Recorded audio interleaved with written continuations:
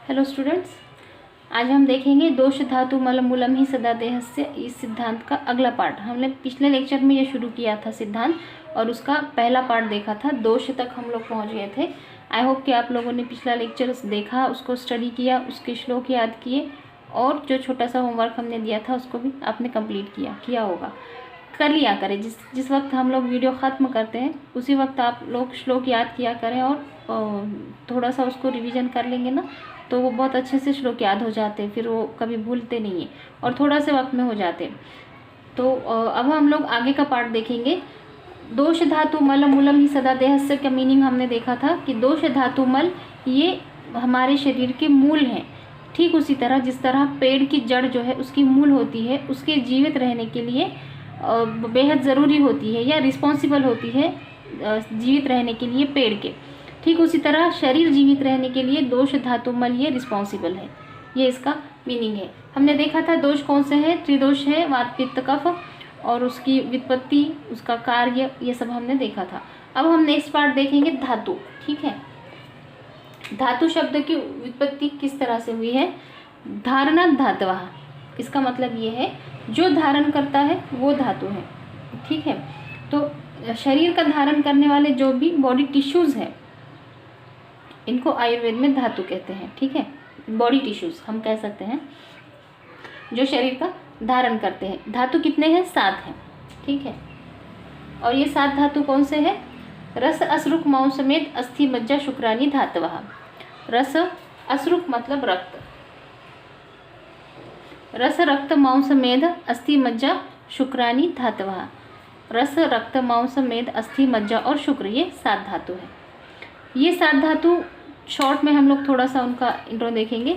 रस को हम लोग कह सकते हैं लिम्फ बॉडी का जो है वो, और कुछ हार्मोन्स भी रस के अंदर इंक्लूड किए जाते हैं। दूसरा रक्त, रक्त में हम लोग ब्लड के सारे सेल्स, ब्लड सेल्स जितने भी हैं, ब्लड का जो कॉम्पोजिशन है वो सारा रक्त के अंदर इंक्लूड कर सकते हैं। Mouse is skeletal muscles, skeletal muscles को माउस धातु मान सकते हैं। मेद इज और एडिपोज टिश्यूज़, बॉडी के जो फैट टिश्यूज़ हैं वो सारे मेद के अंदर लिए जा सकते हैं।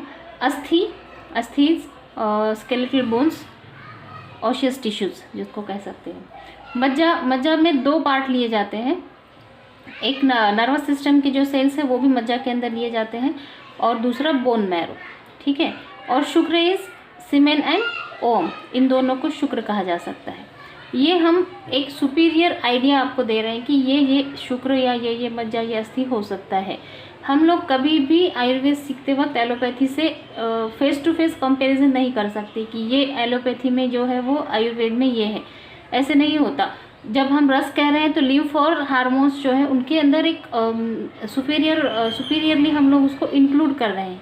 एक्चुअली रस धातु इज रस धातु, उसके फंक्शंस के अकॉर्डिंग ही उसको माना जाएगा। जो भी रस का कार्य हम आगे देखेंगे, वो कार्य करने वाले जो भी पार्ट्स बॉडी, जो भी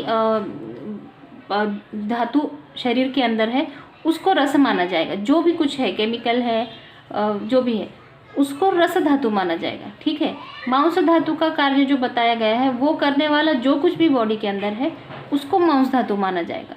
अब हमने देखा मज्जा के अंदर 2 है, नर्वस सिस्टम भी है और बोन मैरो भी है। अब according to allopathy bone marrow तो बिल्कुल अलग है, मॉडर्न साइंस के अकॉर्डिंग बोन मैरो का कंपोजिशन बिल्कुल अलग है, नर्वस सिस्टम के सेल्स बिल्कुल अलग है, स्ट्रक्चरल फंक्शनल हर तरीके से। तो फिर दोनों को हम मज्जा में कैसे लेंगे? इसलिए लेंगे क्योंकि मज्जा का जो काम हमने बोला है यहाँ पे, वो कार्य करने वाले 2 चीज़ें हैं आयुर्वेद एलोपैथी के अंदर, bone marrow and nervous system. ये दोनों भी मज्जा के फंक्शंस के अकॉर्डिंगली काम करते हैं, इसलिए हम दोनों को भी मज्जा धातु मान सकते हैं। फेस टू फेस कंपैरिजन कभी नहीं होता, याद रखिए। आगे भी जब भी आप लोग सीखेंगे, व्याधि सीखेंगे, डिसीजेस अलग अलग, तो उनको फेस टू फेस आयुर्वेदिक और एलोपैथी कंपैरिजन कभी नहीं हो सकता। जैसे हम अगर कहेंगे कास व्याधि है आयुर्वेद के अंदर, तो कास यानी खांसी जो आती है मॉडर्न साइंस के अकॉर्डिंग कफ, ये नहीं होता। Kasa is major part of all upper respiratory and lower respiratory tract infections और या डिसीजेस। अपर और लोअर इन रेस्पिरेटरी ट्रैक्ट के जो भी डिसीजेस हैं वो सारे के सारे कास के अंदर इंक्लूड किए गए, बहुत सारे श्वास के अंदर भी इंक्लूड किए हैं। तो सिर्फ कास यानी खांसी इतना हम नहीं ले सकते। तो फिर हम लोग सोचेंगे कास की सिर्फ खांसी के ऊपर इतनी सारी दवाइयाँ क्यों दी गई, ऐसे नहीं है। तो इसलिए कभी भी allopathy and Ayurvedic face to face comparison मत किया करें, ठीक है। सिर्फ इसलिए है क्योंकि आप लोगों को टेंटेटिव आइडिया आ जाए कि ये चीज़ें क्या है हम लोग जो सीख रहे हैं, क्योंकि हमने रस धातु कभी नहीं सीखे होते, 12th तक हमने कभी नहीं देखा रस रक्त क्या चीज़ है। हम लोगों को अलग धातु मालूम होते हैं ना, बेसिक एलिमेंट्स जो होते हैं रजत सुवर्ण वो वाले, ये शरीर के धातु हैं। और इनको हम क्योंकि फर्स्ट टाइम सुन रहे हैं तो इनका एक जस्ट बेसिक कंसेप्ट आपके दिमाग में आ जाए, इसलिए हम इसका कंपैरिजन करते हैं। ऐसे आयुर्वेद का एक्चुअल ट्रीटमेंट देते वक्त उतना कंपैरिजन हम नहीं कर सकते। तो हम लोग अब इनके कार्य देखेंगे, ठीक है। कार्य देखते वक्त प्रीणनम जीवनम लेपः स्नेहोधारण पूर्णे गर्भोत्पादश्च धातूनां श्रेष्ठ कर्म क्रमात् स्मृतम्। ये प्रीणन जीवन लेपन स्नेहन धारण पूर्ण और गर्भोत्पादन, ये 7 धातु के 7 श्रेष्ठ कर्म हैं। श्रेष्ठ मतलब ये इनके ही कर्म है सिर्फ, और ये मेजर कर्म है इन धातु के। इसके अलावा भी धातु कुछ और कर्म करते हैं, लेकिन ये जो 7 बताए गए हैं ये 7 धातु के अपने अपने श्रेष्ठ कर्म हैं, ठीक है। तो इसका हम लोग अब लाइन टू लाइन मीनिंग देखेंगे, प्रीणन क्या है, जीवन क्या है। अब जब ये श्लोक का हमने मीनिंग लिखा है तो 2 टीकाओं का हमने रेफरेंस लिया है। आयुर्वेद रसायन टीका है हेमाद्रि की, जो अष्टांग हृदय के ऊपर जो टीका है आयुर्वेद रसायन की, उसका एक रेफरेंस लिया है। और अरुण दत्त की टीका है सर्वांग सुंदर, इसका भी हमने रेफरेंस लिया है। मैंने पहले भी बताया जब भी आप किसी भी श्लोक का एक्सप्लेनेशन देते हो तो टीकाओं को यूज़ किया करो, टीकाओं का रेफरेंस दिया करो, तो उसको मार्क्स बहुत अच्छे मिलते हैं और एग्जामिनर का एक इम्प्रेशन होता है आपके क्वेश्चन पेपर के आंसर शीट के ऊपर। और उसके अलावा आपको लाइफ में आगे भी बहुत काम आता है जब आप टीकाओं को स्टडी करना शुरू करते हो शुरू से। तो पहला प्रीणन आयुर्वेद रसायन में दिया गया है तृप्ति, प्रीणन का मीनिंग, और अरुण दत्त ने बताया है आप्यायन, ठीक है।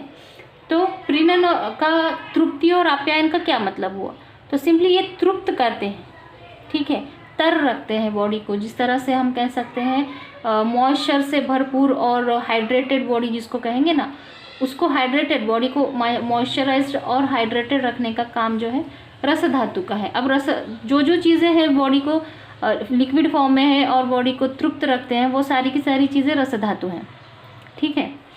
दूसरा जीवनम, जीवन का मीनिंग है प्राण धारण, ठीक है। एक टीका के अंदर दिया गया है प्राण धारण और दूसरे के अंदर ओजो वृद्धि कर। अब ओज क्या है, ओज इस बॉडी सार, जो भी धातु है सबका सार ओज है, और ओज को बढ़ाता है रक्त धातु, ठीक है।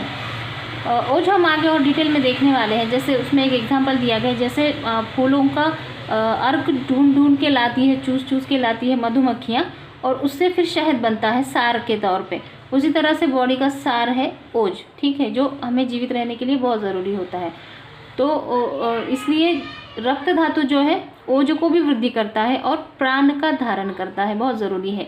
जब हम कह रहे हैं कि ब्लड सेल्स जो है वो रक्त धातु के अंदर हमने ली है, सारी की ब्लड सेल्स रक्त धातु है। तो जब ब्लड एक्सेसिव ब्लीडिंग होता है, इंजरी है, कोई एक्सीडेंटल है, तो उसके अंदर एक्सेसिव ब्लीडिंग की वजह से बहुत सारी डेथ होती है। जब कोई मेजर प्रॉब्लम नहीं होता, हार्ट वगैरह सब नॉर्मल है, तो एक्सेसिव ब्लीड की वजह से फिर हार्ट पे लोड आता है, अटैक आता है, वो सब।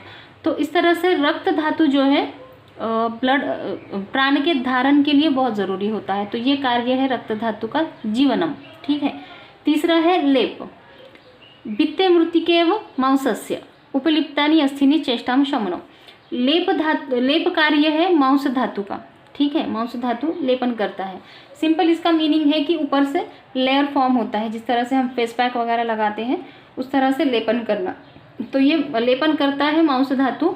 उससे क्या होता है, भित्ति के मृत्तिके एवं मांसस्य, जिस तरह से दीवार को मृत्तिका का लेप लगाने से, प्लास्टर करने से, पहले मिट्टी के प्लास्टर हुआ करते थे ना, तो मिट्टी लगाने से दीवार को होल्ड करके रखा जाता है। दीवार के अंदर जो भी ईंट पत्थर है उनको होल्ड किया जाता है और उनको अपनी जगह पे बांध कर रखा जाता है। वो काम करते हैं मांस धातु अस्थि के लिए। उपलिप्तानि अस्थिनि, अस्थि को लेप करते हैं और उसकी वजह से उसको बाउंड करके रखते हैं, बांध के रखते हैं। और चेष्टांग शमनो बहुत ज़रूरी है। चेष्टा जो है अस्थि की वो मसल्स की वजह से होती है। आगे हम देखेंगे एनाटॉमी के अंदर एबडक्शन, एडक्शन, ये जो भी चेष्टा है या जो भी मूवमेंट्स है बॉडी की, ये सारी मसल्स की वजह से होती हैं। अलग अलग मसल अलग अलग मूवमेंट्स में रिस्पॉन्सिबल होता है। तो ये अस्थि की चेष्टाओं को भी कंट्रोल करने का काम मसल्स करते हैं, ठीक है। ये मसल्स का काम है, मांस धातु का काम है, नॉट मसल्स। अस्थि धातु, मेद धातु, स्नेहो स्निग्धत्वम नेत्रादिशु स्निग्धता। स्नेह धातु मेद धातु का क्या काम है? स्नेहन करना, ठीक है। तो स्नेहन करने का क्या मतलब हो? बॉडी को सिंपली ओलिएशन करना, ऑयली रखना। ऑयलीनेस बॉडी के अंदर जो होता है वो मेद धातु की वजह से होता है। नेत्रादिशु स्निग्धत्वम, नेत्र वगैरह में ड्राइनेस ना आए इसके लिए जो कार्य किए जाते हैं वो मेद धातु के जरिए किए जाते हैं। सिंपली बॉडी को स्निग्ध रखा जाता है। जैसे हमने कहा मेद इज फैट टिश्यूज, तो इसलिए वो बॉडी को ऑयली रखते हैं, सॉफ्ट रखते हैं, ठीक है। धारण, नेक्स्ट फंक्शन इज धारण। अस्थि धातु का है वो कार्य। अस्थि धातु का कार्य है अवधारण, उसका मतलब होता है अवलंबनम या ऊर्ध्व धारण।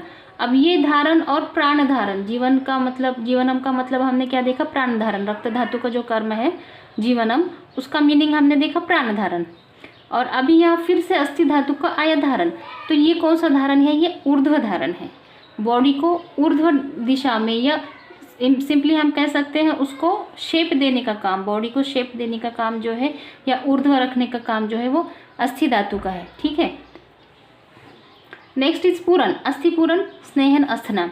पूरण कार्य किसका है? मज्जा धातु का है। तो ये क्या करते हैं? अस्थि को पूरण करते हैं, अस्थि को अंदर से फील करते हैं, फिलअप करते हैं, ठीक है। और अस्थि को स्नेह भी देते हैं, उसको सॉफ्ट भी रखते हैं अस्थियों को। हम देखते हैं वृद्धावस्था में जब अस्थियाँ रुक्ष हो जाती है तो बॉडी पेन शुरू हो जाता है। हम कहते हैं ना वात बढ़ गया, तो वात क्यों बढ़ता है? क्योंकि रुक्षता आ जाती है, स्नेह कम हो जाता है वृद्धावस्था की वजह से, तो वहाँ पे दर्द शुरू हो जाता है। तो क्योंकि उसको रुक्षता ना आए, दर्द ना हो, इसके लिए उसको स्नेहन पूर्ण रखने का काम, सॉफ्ट रखने का काम, स्निग्ध रखने का काम किसका है? मज्जा धातु का। अस्थि को स्निग्ध रखने का काम और उसको फिलअप रखने का काम, भरा हुआ रखने का काम भी, पूर्ण किया हुआ काम भी मज्जा का है। नेक्स्ट इज लास्ट वन, शुक्र धातु। शुक्र धातु का सिंपली गर्भोत्पादन है और उससे उज्ज निर्मित भी होती है, सार निर्मित भी होती है, बट शुक्र का मेन क्या है? गर्भ निर्मित, ठीक है, श्रेष्ठ कर्म है। अभी ये जो भी हमने देखे पिरिंडम जीवनम, ये सारे लाइन टू लाइन 1 बाय 1 एक एक के श्रेष्ठ कर्म हैं। पर इसके अलावा भी कुछ कर्म है जो धातु करते हैं। अब वो कौन से कर्म है? उत्तर धातु निर्मिति, ठीक है। ये हर एक का एक एक सेपरेट कार्य हुआ। उसके अलावा नेक्स्ट कार्य क्या है? उत्तर धातु की निर्मिति। उत्तर धातु का मीनिंग होता है एक धातु के बाद अगला जो धातु होता है उसकी निर्मिति भी पहले धातु की वजह से होती है। जैसे रसाद रक्तम ततो मांसम, मांसान मेदः तथो अस्थि च, अस्नो मज्जा तथा शुक्रम, शुक्राद गर्भः प्रसाद जहाँ। रस धातु से रक्त निर्मिति होती है, रक्त से मांस, मांस से मेद, मेद से अस्थि, अस्थि से मज्जा, मज्जा से शुक्र धातु, और शुक्र के बाद गर्भ निर्मिति होती है प्रसाद स्वरूप, क्योंकि उसके बाद कोई धातु नहीं है। और शुक्र ओज निर्मिति भी होती है, ठीक है। तो जब हम खाना खाते हैं, कोई चीज़ खाते हैं, तो उससे पहले बनता है आहार रस, ठीक है। और उस आहार रस से फिर पहला धातु बनता है रस। इसका सीक्वेंस बहुत ज़रूरी है। रस रक्त मांस में अस्थि मज्जा शुक्र, इसी सीक्वेंस में धातु बनते हैं, ऐसा आयुर्वेद मानता है, हम मानते हैं। चरक चिकित्सा स्थान के अंदर ये दिया गया है कि इस सीक्वेंस में धातु बनते हैं। उसके अलग अलग न्याय भी है, किस तरीके से, किसी ने कुछ और तरीका भी बताया है धातु निर्मिति का, लेकिन चरक ने जो माना है और ज़्यादातर आयुर्वेद में वही माना जाता है कि एक सीक्वेंस में धातु निर्मिति होती है। और वो सीक्वेंस ये है, रस रक्त मांस मेद अस्थि मज्जा और शुक्र, ये सीक्वेंस याद रखना ज़रूरी है। तो पहले आहार रस की निर्मिति होती है खाने से, फिर उसके बाद रस निर्मिति होती है रस धातु की। रस धातु से कुछ पोषण भाग मिलता है रक्त धातु को, और फिर रक्त निर्मिति होती है। रक्त धातु से कुछ पार्ट जाता है मांस के लिए, और उससे फिर मांस निर्मिति होती है। मांस के बाद निर्मिति होती है मेद की, और मेद से फिर अस्थि, अस्थि से फिर मज्जा, मज्जा से फिर शुक्र धातु की निर्मिति होती है। क्योंकि शुक्र के बाद कोई धातु नहीं है, गर्भ निर्मिति होती है या ओज निर्मिति होती है, ठीक है। ये हुआ धातु के बारे में। नेक्स्ट लेक्चर में हम लोग मल के बारे में देखेंगे। अगर इसमें कोई आप लोगों को प्रॉब्लम है, कोई क्वेरी है, तो आप लोग कमेंट में डाल दो, हम उसको सॉल्व करने की कोशिश करेंगे, ठीक है। Thank you.